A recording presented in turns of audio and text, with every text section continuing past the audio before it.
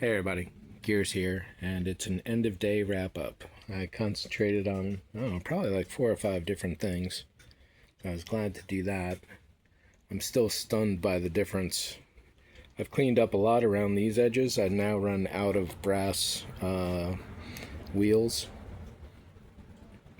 for the Dremel, and we'll see if I can do much more without them. But the needles are getting everywhere. There's some in the oil cap there that I have to delicately pull out and account for. But overall, the cleaning is going well. Compared to that, sure, there's a little dirt in there, but this doesn't look that clean. However, if you go down there, that's really how dirty the whole thing was, right? And that stuff. There's a good example right in there. I got to get a brush in here now and go over that way. And then this section will be clean. I have to go back over there and do the brush cleaning up as well. And slowly move my way forward. I got to figure out what cap here is missing. And this arm is broken too, so this whole piece is not in great shape. I don't know that there's much I can do to fix that. There are ways. We'll see about it. And then cleaning up all of this and then getting all of that nice and... that's just dirty is all. That's back from when I was doing the initial sanding. But yeah, that's certainly amazing right there. What else?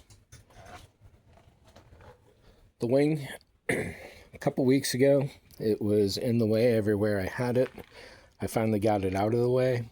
Days later, I'm doing some work nearby, and the object that hit my foot also put a big gouge in there, so it's only now a couple weeks later that I'm finally getting to patch it. I've been concentrating on this guy over here. But to momentarily divert, this is ready for wax, and I might do some of that tonight before I leave. Then up here, apart from the top here, there are a few nicks and stuff down there that are all set. It's all cleaning right up in here that has to go on. And at that point, this is ready. Up in here, these little guys.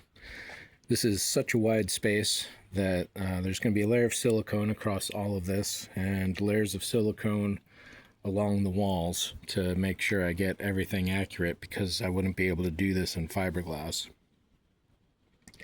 So the idea here is that this is such a huge surface that the silicone could go wavy any which way it wanted. So you put these guys in, then when you put your fiberglass jacket over it, that ledge right there locks the fiberglass in place. I've got a few more that I'll be casting tonight before I go. What else is out here? I was doing a little work with those guys. Oh, the skill saw here.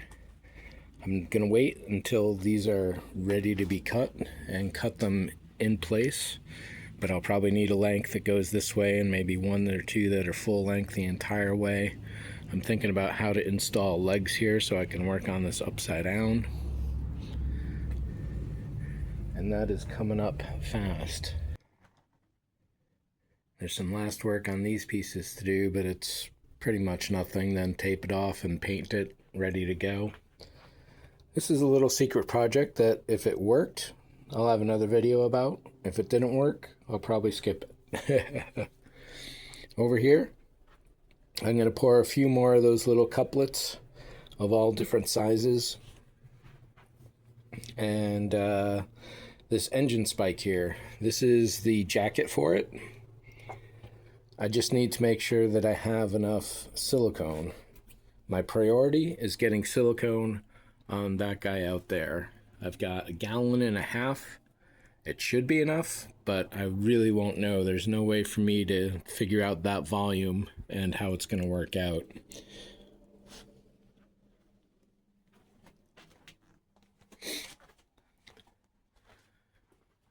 There are 2 ways I can do this. I can work in small batches with hot silicone and brush it into place. The dangers there are that some places will be too thin and a lot of places will be far thicker than it needs to be. So it's going to waste some amount, and that assumes I make no mistakes. The other way is to hot glue a little bit of a wall here, just 1/8 of an inch high. and then another wall on the inside here that's a full 2 inches, 2¼ inches high, and then hot glue it from the inside, fill it up with silicone, and yeah, 6 hours later, pull the styrene walls off and the hot glue, fill this entire thing with a very, very thin skim layer, drop these guys in once that's set, and then pour some more to lock it all down.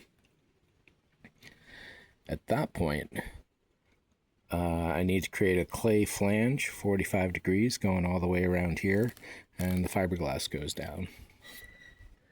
Once that's done, flange down the middle the entire way, left and right, apply the wood where needed, and this is gonna come up real fast all of a sudden.